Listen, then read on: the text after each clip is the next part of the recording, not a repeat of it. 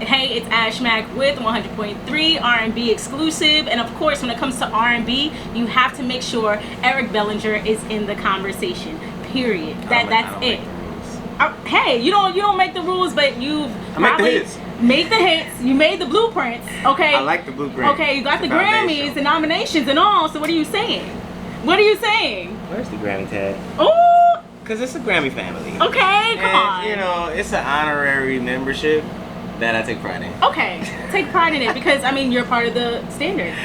Simple as that. Part of the standard when it comes to R&B of today. And it's all about the Rebirth tour as we prepare for the Rebirth 3. Yes. So while you're on tour, going from city to city, you know, you're a major factor. Thank and you. Of course, and if anyone that doesn't know will know moving forward. You know, so let's talk about the Rebirth. And choice. What are the first 3 words that come to mind when you hear Rebirth? Detach, accept, present. Being in the present, operating in the present. How have you been able to operate in the present while being on tour and everything that you've accomplished so far? I can only take each day one day at a time. Facts. Like I don't like, I used to be more involved in everything. Right. You know what I mean? Like, what's going on over there? What's going on over here? What's going on over there?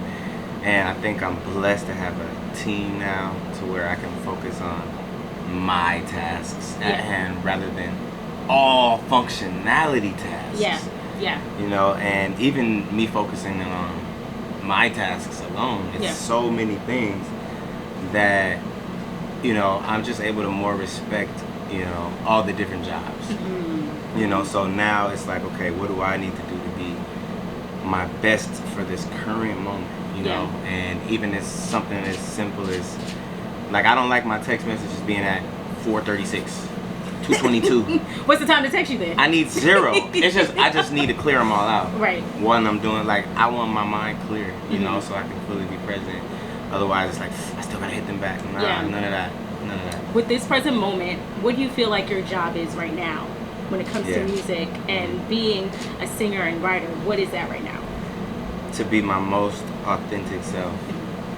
That's how we win.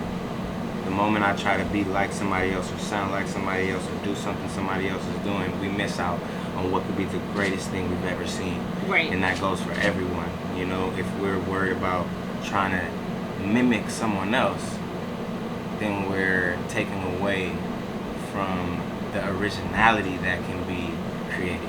Right.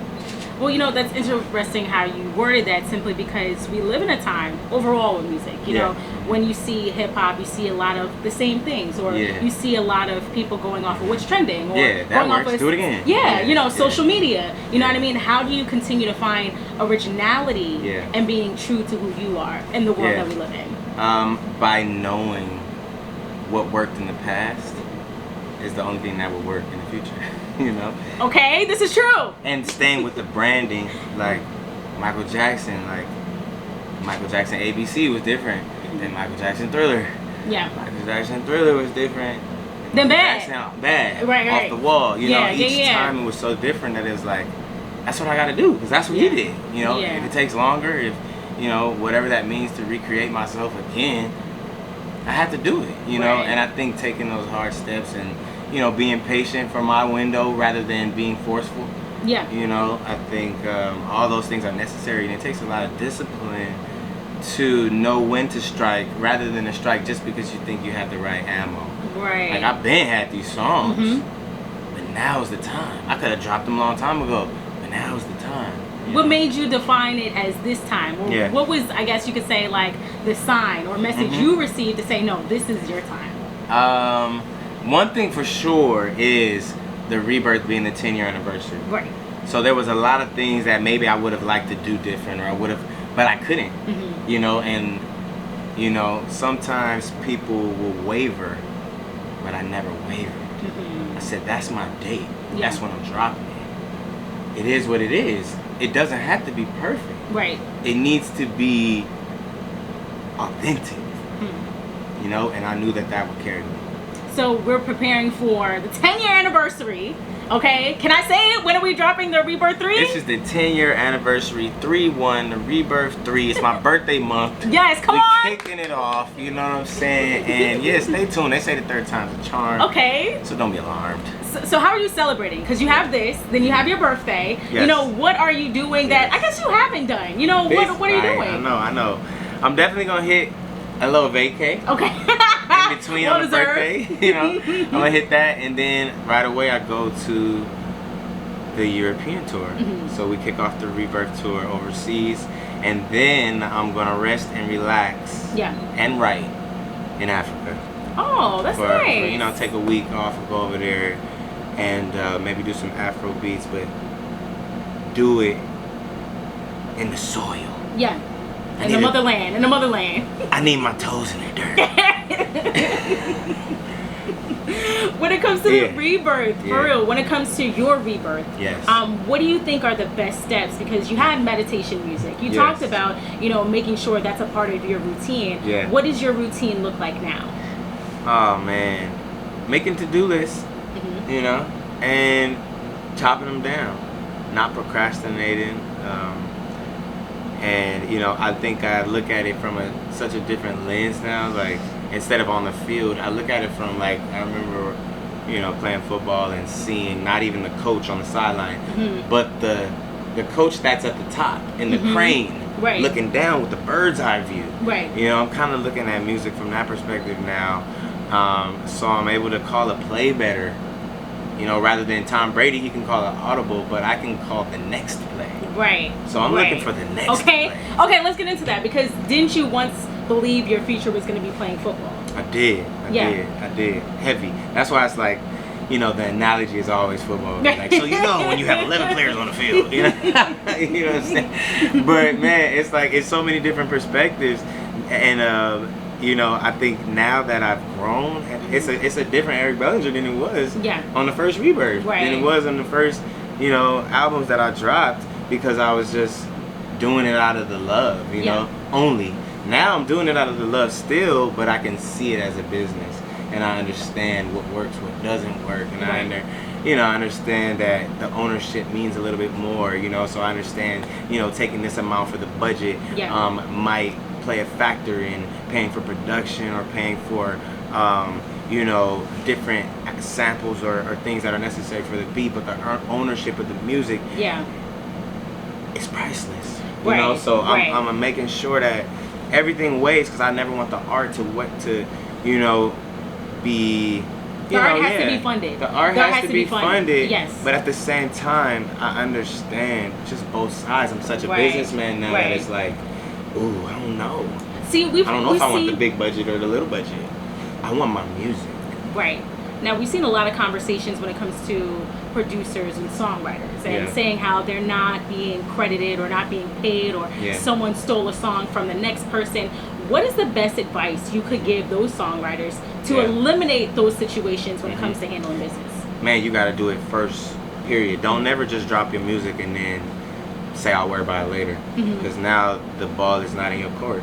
You know what I'm saying? So whoever is the person that's coming at you with this new contract, you know, you don't really have any feet to stand on, because you've already played your card. The song's already out. So it's either you take this or we're taking the song down. You know, so I would just say, you know, approach each producer and writer with respect. Especially me, coming from behind the scenes first, like, you know, I need my respect. Like, it wasn't for me, you wouldn't have had the song. So let's be real. You know, so. Is there anything that you learned when negotiating that you could say that this is what you should say? When they present you this contract in front of you, this is what you actually should say to counter that. So it always depends. Like, when you early in your career, maybe you get it. Some stuff they can get away with it. Cause it's like, you don't have no leverage. You know, you gotta build your leverage. So if somebody's saying like, yo, I want to take 15% of the song, and they didn't write one word on it, it's like, okay, cool. Give up the 15. You know what I mean? So I don't know. Like, some people's like, nah.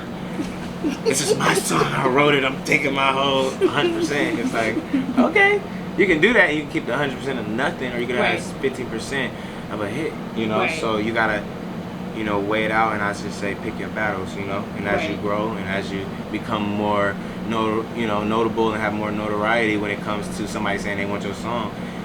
Say for example, you got other options. Yeah.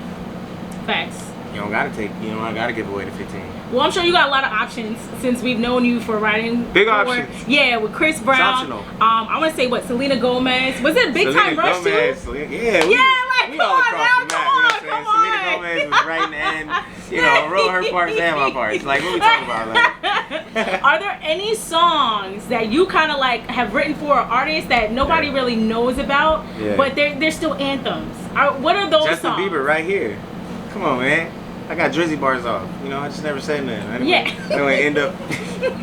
You feel me? Like, I'd rather just be quiet, but you know, if you know, you know. Facts. Okay, well, we're ready for the Rebirth 3. I'm ready for it. And we got a little bit of space, right? Can you show me any of your breathing techniques or something that you do? What's a part of your routine during the day before you hit the stage? Yeah. We're going to get up. Right. What do you do? This is one right here. And this ain't necessarily like to fix, but this is just so I know I need to drink tea, or I know I need to, down some honey or something like that. Yeah. Which now I'm sure is gonna be like that because I haven't done nothing today yet. But like starting from my lowest register all the way to the top register, if I can go from low to high without a crack in between, if you can never notice when it happens, that's when I know I'm ready or not. Okay. All right, I'm gonna give you an example. It's gonna be off right now. So you're gonna hear. I want to hear this. You're gonna hear the breaking point right now. Okay. Okay, here we go.